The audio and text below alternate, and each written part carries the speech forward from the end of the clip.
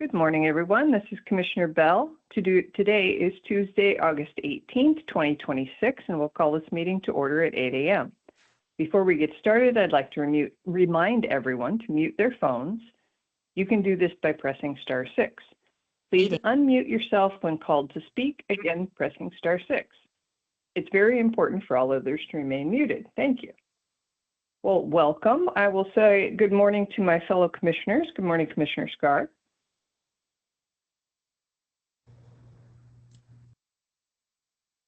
And how about Commissioner Fournier? Good morning, everyone. Good morning. Let's jump right in with Adventist Health Tillamook, and I believe today we have Heather Thompson with us.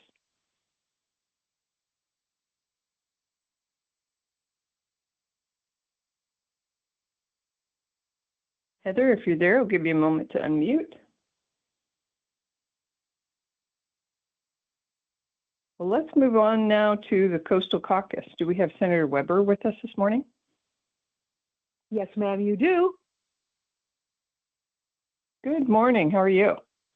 Well, I'm good.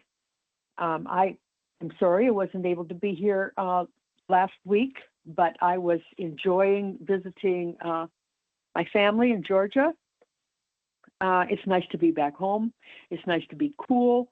Most days were between 95 and 100, and we really need to appreciate where we live more because that heat can really get to you. I got to visit Savannah, which is something that has always been on my list, and to see all of those gorgeous old buildings was really a treat, and all of the parks with all of the fountains. And there's one fountain that's just huge in the middle of Savannah, and it was ordered out of the Sears catalog.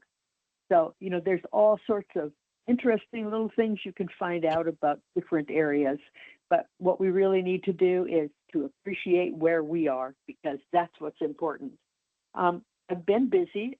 I was at the fair the week before that, and I really want to express my appreciation for all of the people who exhibit at the fair and the board, because that is truly a working board.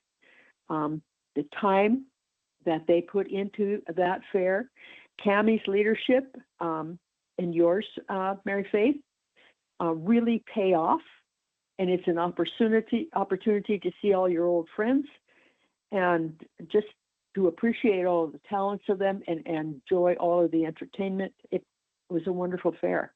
We really had a good time, and I just can't express enough appreciation for everything that everybody does for that fair. And then, of course, the governor visited our fair, and White Clover Grange baked her a special pie, blueberry pie, which she, I know, appreciated. They had baked me a plum pie not too long before that, and it was fantastic.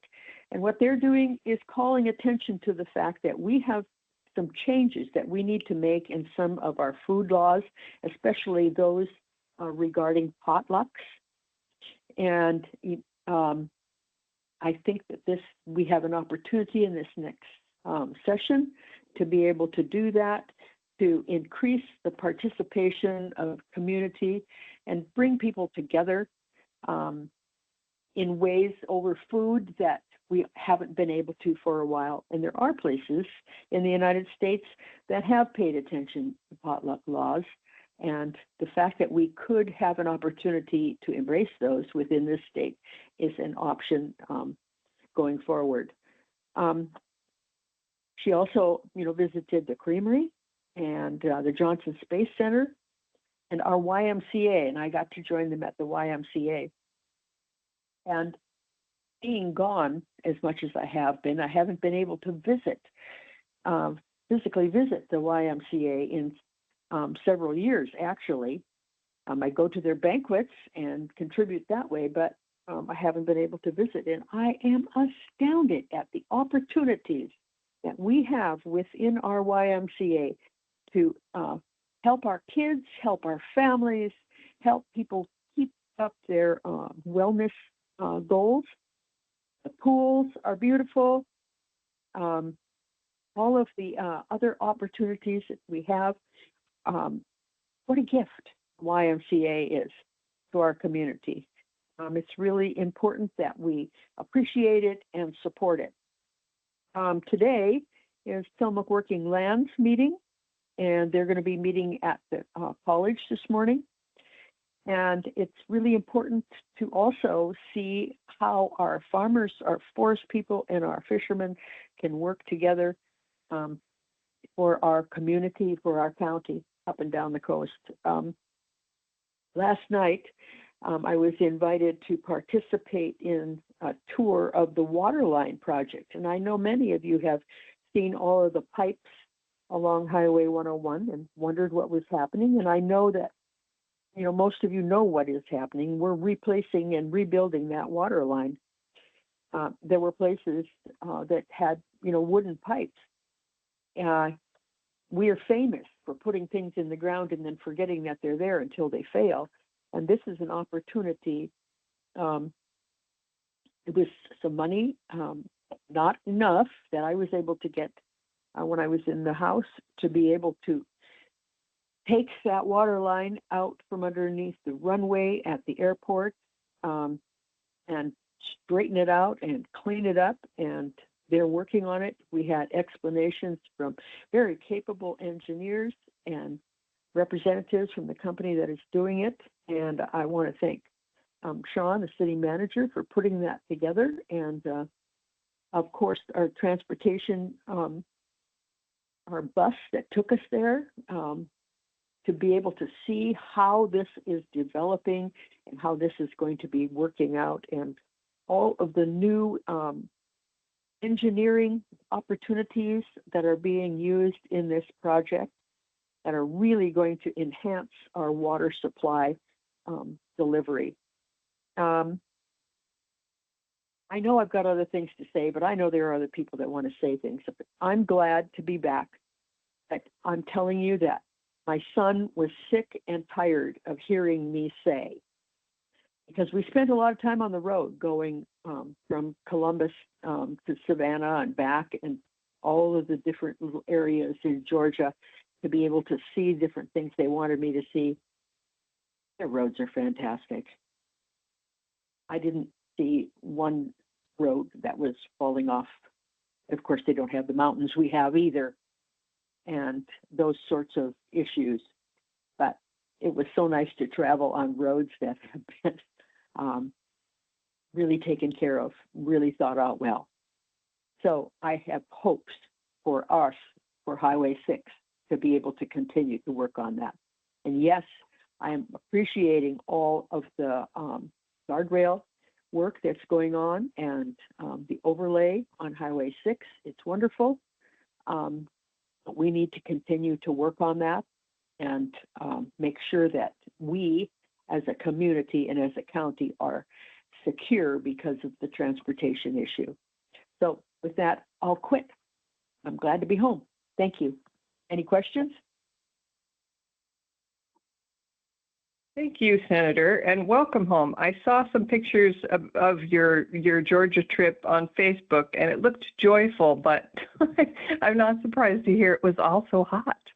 So I'm glad you had some time with your family. That's terrific. Thank you. I didn't get any boiled peanuts. And thanks for, I didn't. And the peaches were not ripe. And the blueberries are the #1 export crop of Georgia right now. So we made a blueberry cake. I didn't know that. I'm surprised the peaches aren't ripe, and I didn't know blueberries were the #1 crop. That's interesting. Yes. Well, welcome back, and thank you. Thanks for your kind words about the fair. I agree completely. It is amazing and couldn't happen without the extraordinary volunteer efforts of many, many people, you and your friends chief among them. So thank you. Thank you. I believe Heather Thompson has joined the call now from Advest Health Tillamook. So I'll take a moment. So sorry, I in my mind was thinking the call was on Wednesday, so I apologize for my tardiness. So today we have that's 10 okay. patients, and we did a total of 4 surgeries yesterday. And I don't think we have any newborn babies, but everybody is doing well, and I have no real updates except for we're getting ready with our Epic go live in the next 2 weeks. All right. Thank you so much. Thanks for being with us, and I hope you have a great day. Do we have Representative Javidi on the call today?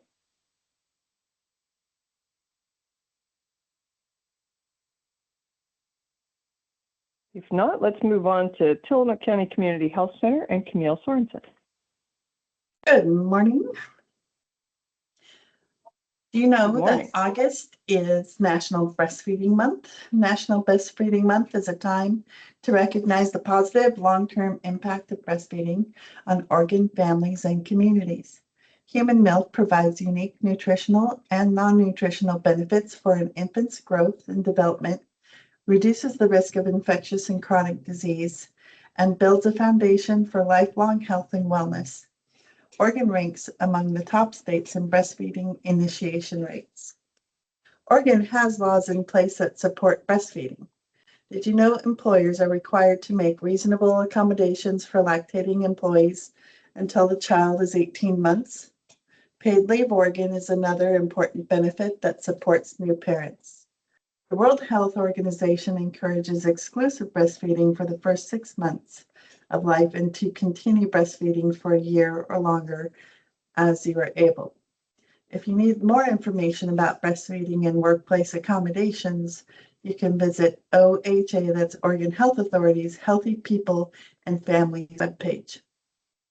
The Oregon Special Supplemental Nutrition Program for Women, Infants, and Children, otherwise known as the WIC program, promotes breastfeeding as the best source of infant nutrition and empowers its participants to meet their individual infant feeding goals by providing tailored supports and resources. You can learn how WIC can support individuals with breastfeeding online by visiting the Oregon WIC webpage or call 503-842-3943 to speak with one of our WIC staff members in Tillamook County WIC. And that message is a great segue to my next announcement. We are recruiting a level 3 nurse for our public health department.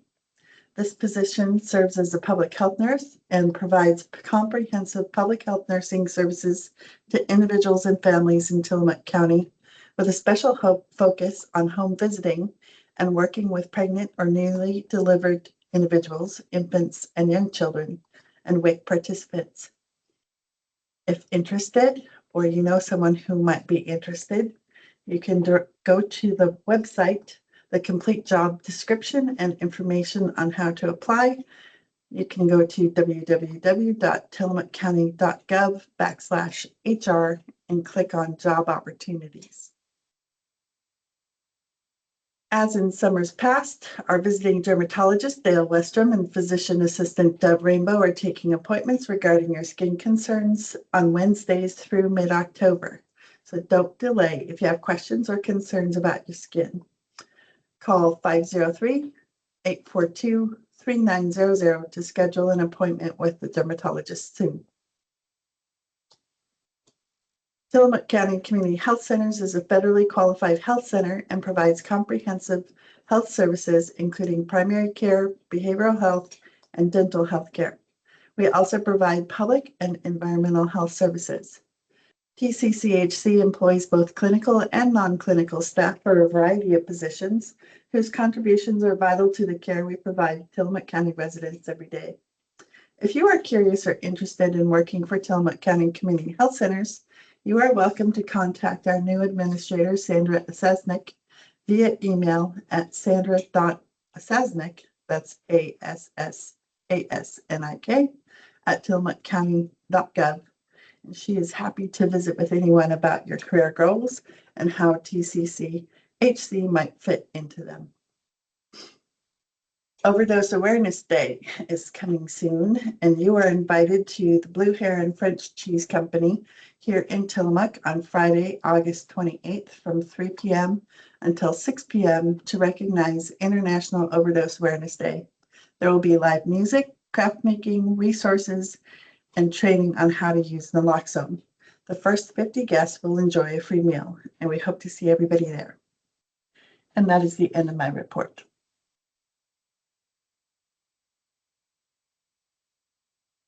Thank you very much, Camille. I always appreciate your reports. Let's You're move welcome. on to Nehalem Bay Health Center and Pharmacy and Gail Nelson.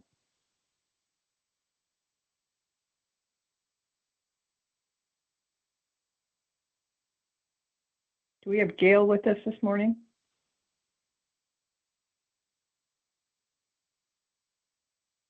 How about Amanda Bunger and Tillamook Family Counseling Center? Yes, I'm here. I was going to share Good a morning. little, good morning. I was going to share a little personal and professional, I don't know if it's an update, but wanted to share something in regards to the Beaver School. I'm a resident of Beaver now from moving to Tillamook, but also they are doing such a fantastic job of working with us and reaching out to the community for this to really be a place where people come together and they have some space for the library to move in, working with the YMCA, but in my capacity, they're really being innovative in thinking about handicap accessible apartment complex where folks can use their wheelchairs, or those who are elderly who need mobility assistance. And so I went to they had I don't know if you call it an open house, but it was an opportunity for those who went to that school to talk about their stories and their memories, and then to walk through the demolition. It's basically a demolition site of the existing school and how they're going to renovate it. So I just wanted to let the community know, I guess, that TFCC is so excited to partner with them, but also just as a resident, because I do live so close to that site, that it was just such an uplifting experience, and just the support and positivity that I left that event with was unmatched. And I haven't been in Tillamook even a year yet, but anytime I go to a community event, I always leave with that that feeling that the support and camaraderie of the community is just really unmatched. So not really a report from TFCC, but really just something that I wanted to share. And I think it's going to be so cool and just innovative and exciting. So that's my report for today. I also wanted to let you know I will not be able to attend the next couple of these calls, but I will be back in September. So anyway, that's just my report for today.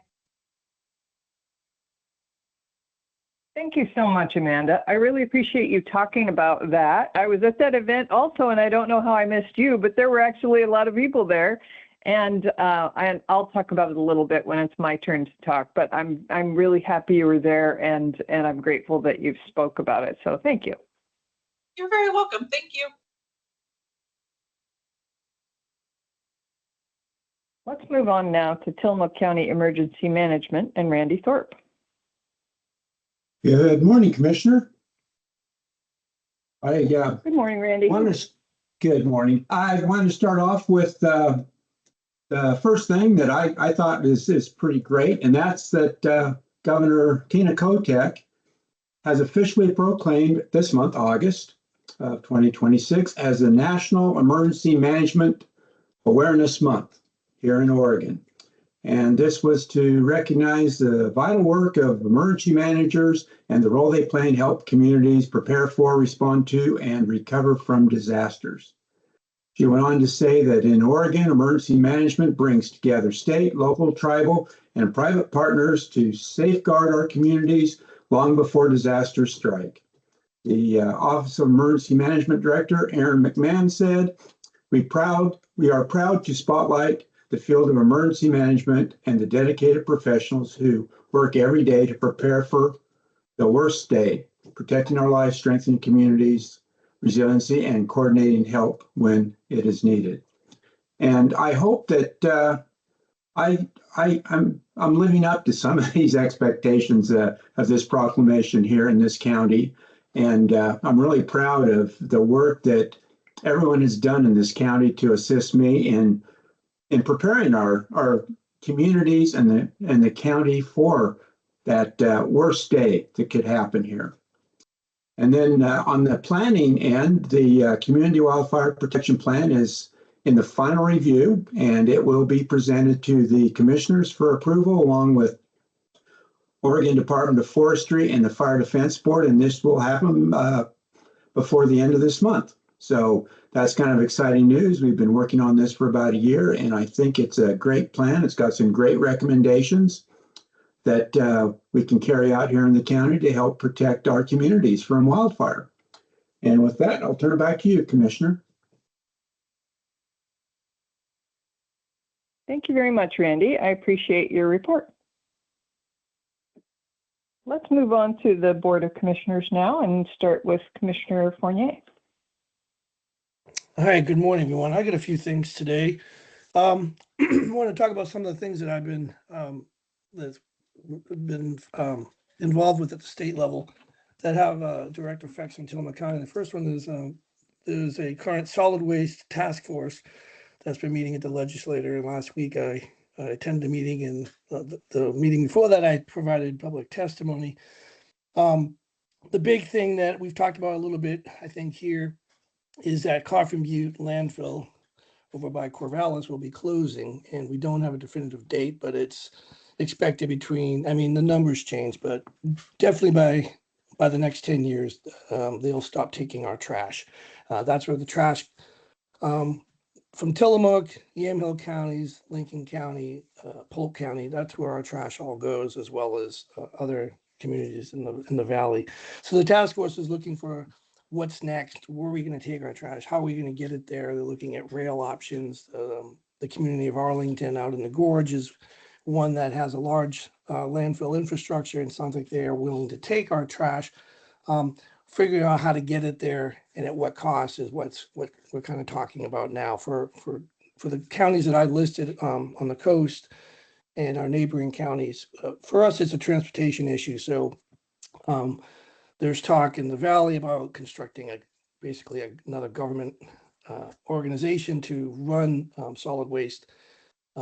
We are trying to focus on just retaining our local control, because we have our transfer stations, we have a great relationship with our haulers, and we want to make sure that we keep that. Our solid waste manager, Justin Weiss, is very much involved in this whole process and tracking everything. I want people to know that this is something that Tillamook County is facing, and our trash costs will go up in the next decade because we'll have to be trucking or training our garbage farther away. So keep that in mind, and remember, recycle and sort your trash to make sure we can reduce the amount that we have to ship. Second up was the Oregon Department of Fish and Wildlife Commission has adopted some new rules that were affecting our crabbing industry. I participated and provided testimony along with many other local crabbing industry and fishing industry people, as well as county commissioners from Lincoln County, basically just expressing our concern about the regulation is geared towards trying to reduce whale entanglements and crabbing gear.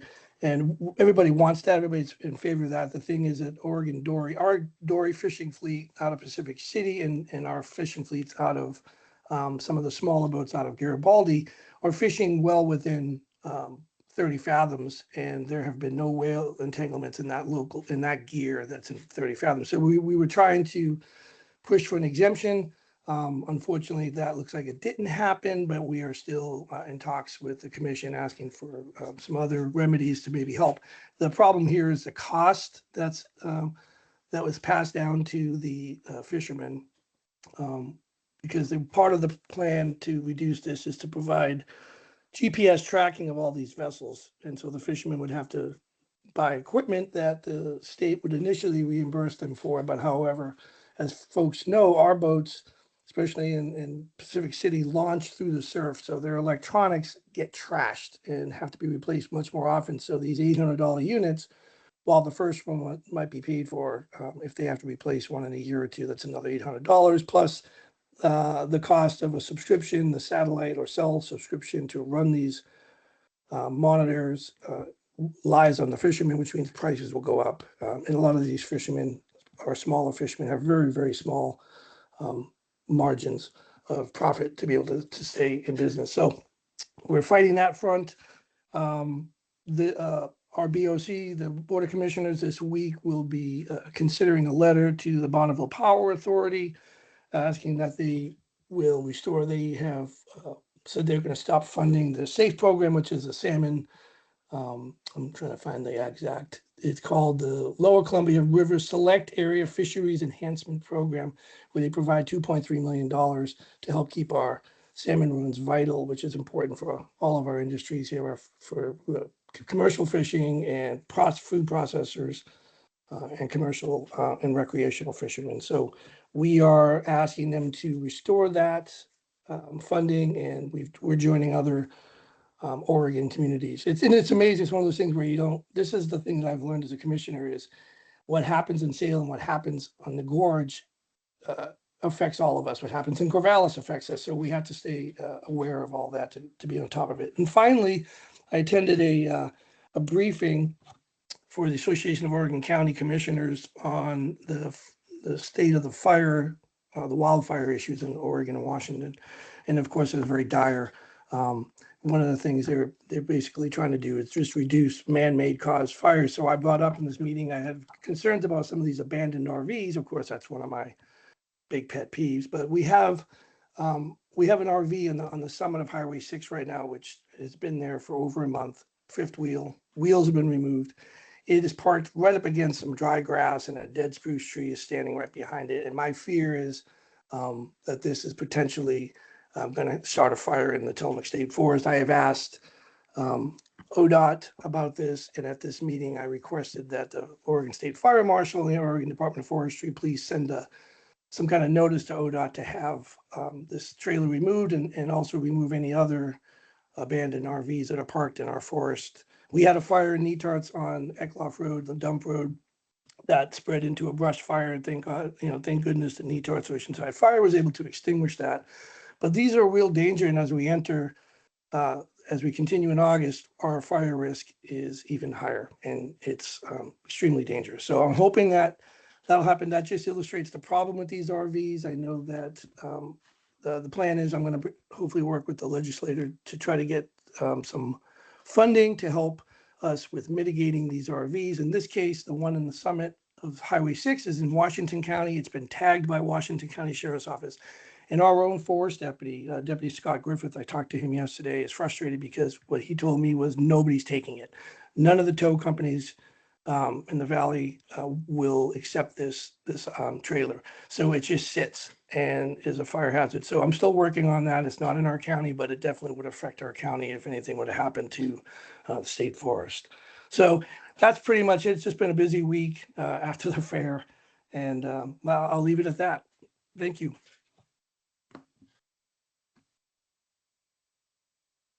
Thank you, Commissioner Fournier.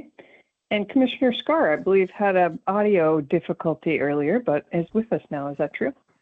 I am. Thank you. Can you hear me? Yeah, good morning. Okay, good. Thank you. Yeah, I couldn't hear anything this morning, so I had to reboot my computer because that's what we do when technology doesn't work. We turn it off and back on. So magically, it worked. All right. So I know you just never know.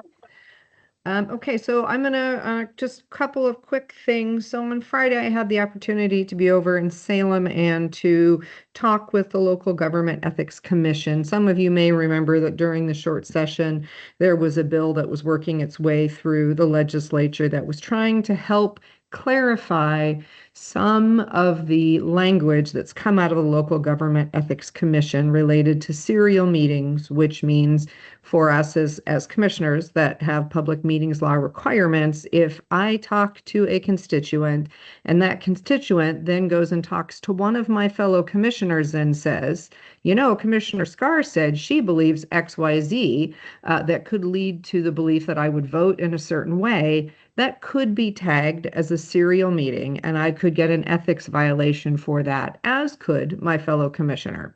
So obviously you can see how this is a bit concerning. The Ethics Commission's guidance was to not share with your constituents opinions that on items that might come in front of you, so that they wouldn't share it with your compatriots, or be absolutely clear in all of your conversations with constituents that they should not share your opinions with other commissioners.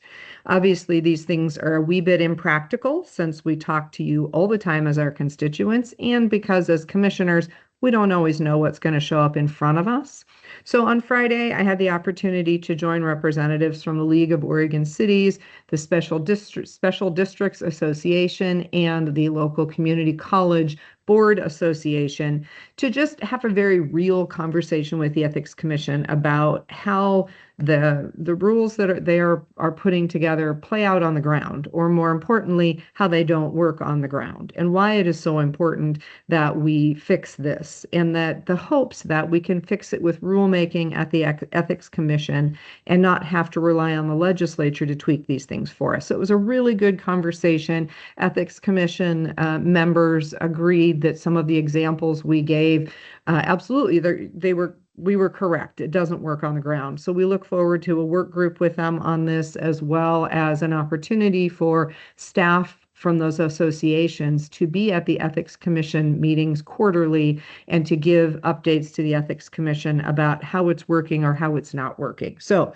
we are very hopeful that we can avoid a legislative showdown like the one that happened at the last session, and can really help solve these things, so that as elected officials, there's absolutely a way to make sure that we are doing things only in public meetings that should be done in public meetings, but that we don't unnecessarily put elected officials, the majority of which are volunteers, in danger of having Ethics Commission violations for something that is just part of their work as an elected official. So it's great to be able to be a part of that work. Two things coming up this week that might be interesting to folks: the Salmonberry Trail Executive Council, which is the new body that is replacing STIA, as we called it before, or the Salmonberry Trail Intergovernmental Agency. So that particular body, that structure, has sunset, and there is no longer an intergovernmental agency. Now there is an executive council, and that executive council is advisory to Oregon Parks, who holds the lease for the Salmonberry Trail. So we will be meeting this Thursday with to just kind of continue developing the intergovernmental, or to the executive council, our process, our procedures, how things work best for us. And then we will also be spending some time reviewing a report that was put together by OPRD, and that report was reviewing sections of the trail, reviewing the viability of rail with trail versus rail to trail in some of the areas that are more challenging, such as the river section, which is above Wheeler. So it should be a really good conversation. The Port of Tillamook Bay is in the process of negotiating with and renewing Oregon Coast Scenic Railroad's contract, and that all kind of plays into this to figure out what is viable and where. So it should be a really good meeting, and that is Thursday afternoon. I believe it's at 1 o'clock. I was trying to grab my calendar and realized since I rebooted, it's not open. But if you have questions, email me and I can get you the information for that. It's also posted on the Oregon Parks and Recreation Department website, because it is a public meeting, and they are the ones that will be managing that public meeting. Other meeting coming up this week is the Forest Trust Land Advisory Council.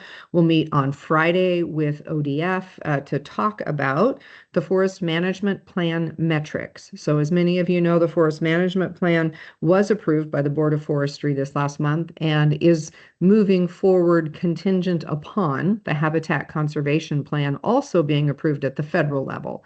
But once that Forest Management Plan goes into place, there are going to be metrics, and those metrics are not intended to show success or failure. They're intended to be used for adjustments as needed. So there are a long list of potential metrics. The Board of Forestry will, in their September meeting, I believe it is, decide which ones of those to keep, which ones of those perhaps not to.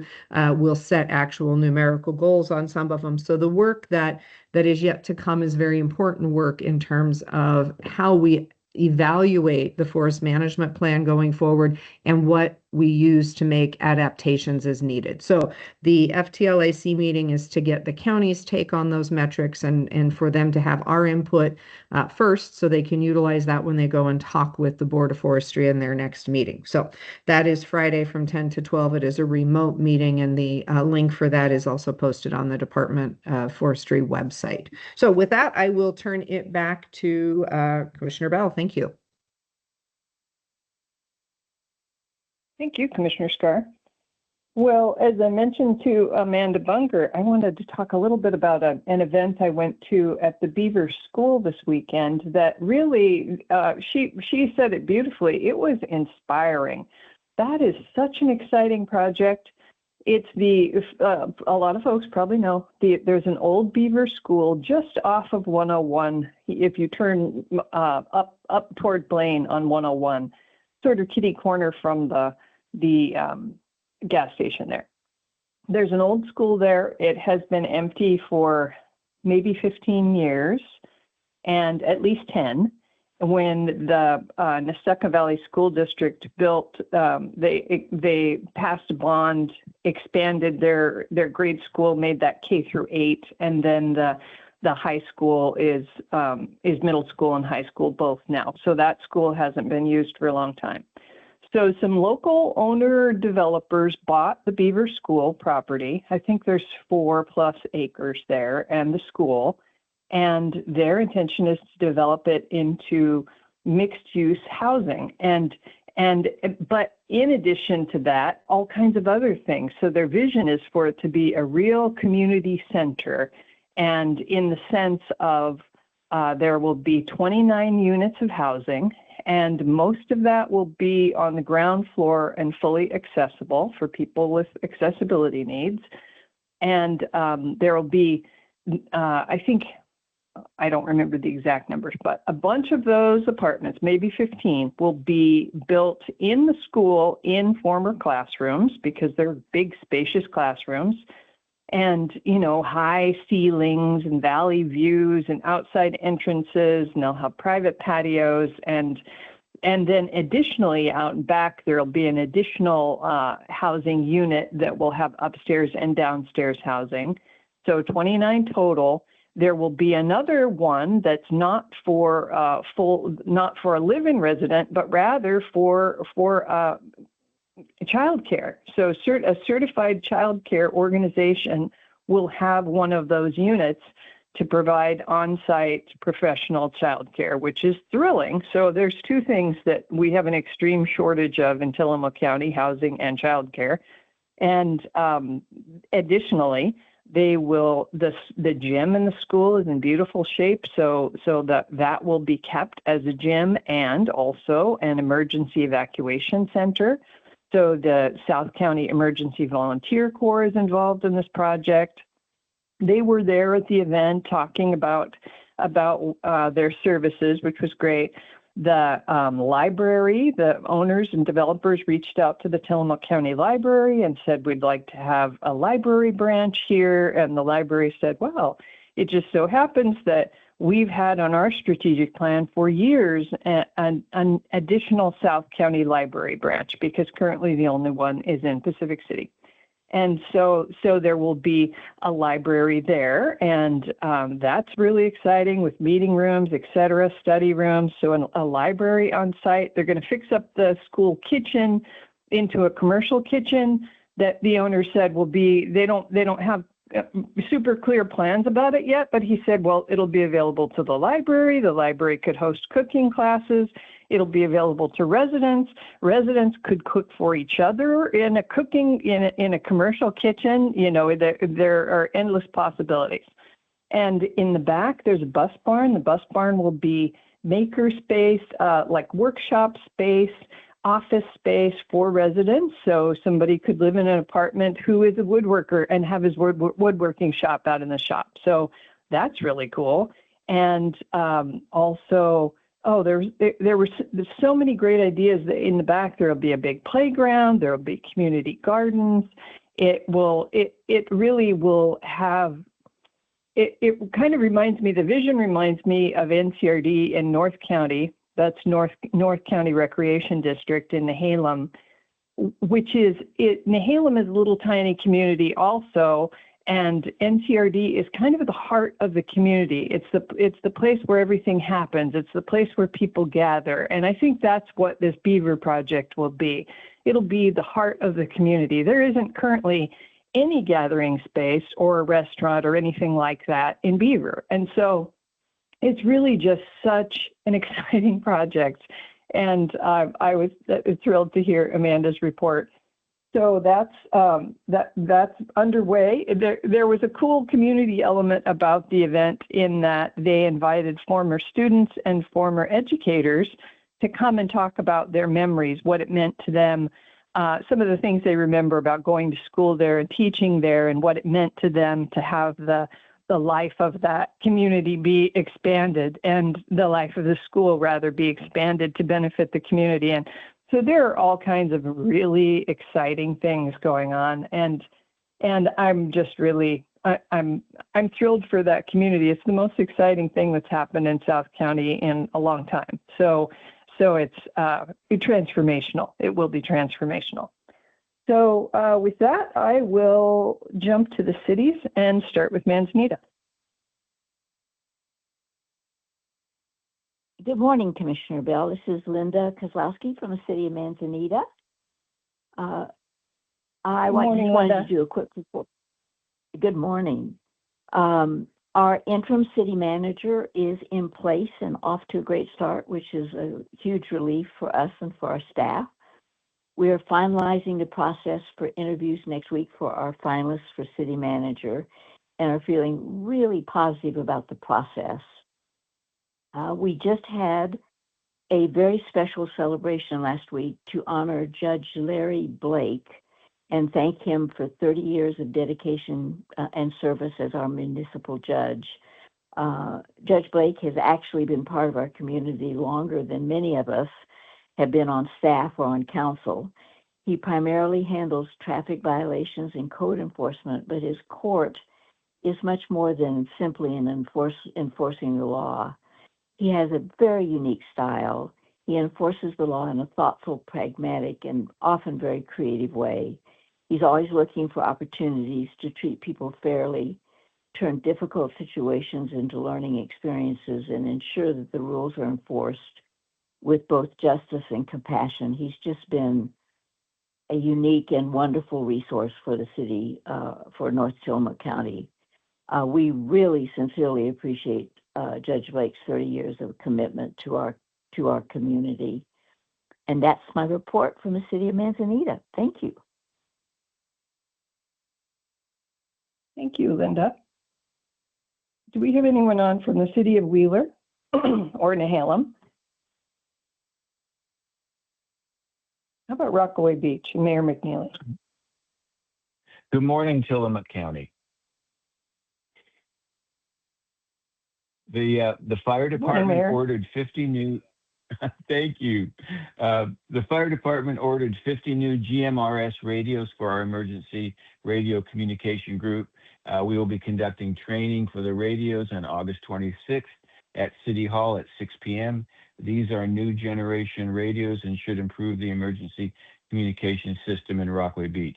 Special thanks to Barb Riley and John Orloff for assisting with programming the radios and instructing the upcoming class.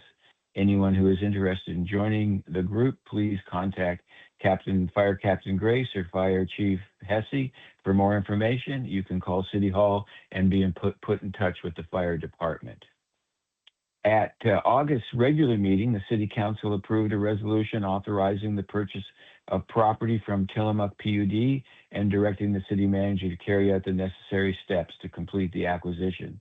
The property is located on North 3rd Avenue, where the fire department currently stores its emergency supplies container.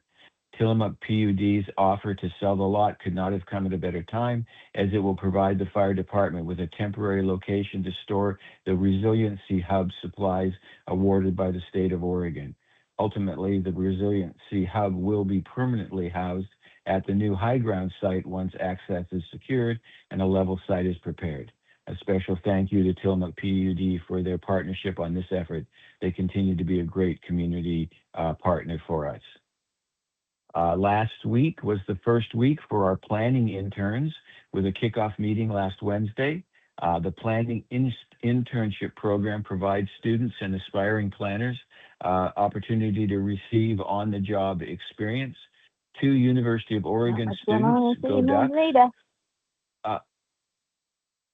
2 University of Oregon students, Go Ducks, are working with staff to help produce community-facing documents, such as FAQs, permitting guides, and general updates to the planning department's website. The goal is to facilitate the permitting process and provide useful information to residents and builders. A bit of bad news, due to continued vandalism and disruptive activity at Anchor Street Park, that's the bad news. The good news is staff has installed additional security cameras and contacted the sheriff's office asking for extra patrols to help monitor and protect public property. And then back at the August meeting, although this was at the City Council workshop, we discussed the 27 legislative policy priorities recommended by the League of Oregon City Policy Committees. These committees are filled by councilors, mayors, and city managers who apply to be part of the committee. In each even-numbered years, these committees recommend initiatives to guide the LOC's legislative work. Cities are then asked to vote on the priority list, which helps inform the formal adoption of the LOC's legislative agenda. After discussion, the City Council identified the following 5 priorities as our top choices. At the top of the list was infrastructure funding out of the Water and Wastewater Committee. Second was investment in community energy resilience and disaster planning out of the Energy Environment Committee. Third was strengthening economic and workforce development, and that was a suggestion out of the Finance, Taxation, and Economic Development Committee. And then the 5th was maintain local control of a safe, modern right-of-way, which came out of the Broadband, Cybersecurity, AI, and Telecommunications Committee. This one was a high priority of my own. Protecting home rule is, I think, essential, and I appreciate all the work the League of Oregon Cities does to do that. There has been an assault at the federal level on our control of our right-of-way, and it's very important that we protect that. We just don't want people willy-nilly to come into our cities and start laying fiber and whatever else they want to do in our right-of-way. So this is an important one. And then a fun one to end with, Movies in the Park at Phyllis Baker Park continues this coming Saturday with The Muppets, one of my favorite movies. Again, a big thank you to Rockaway Beach Business Association, Sequest Gifts, All Professional Real Estate, and Seabreeze Ice Cream for supporting our movies in the park. With that, back to you, Commissioner. Thank you, Mayor. I appreciate your report. Thank you. Do we have anyone on today from the city of Garibaldi? How about Bay City?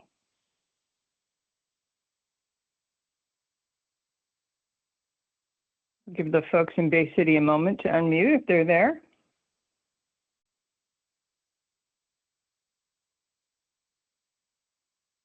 Well, let's move on to Tillamook and Sean Lewis.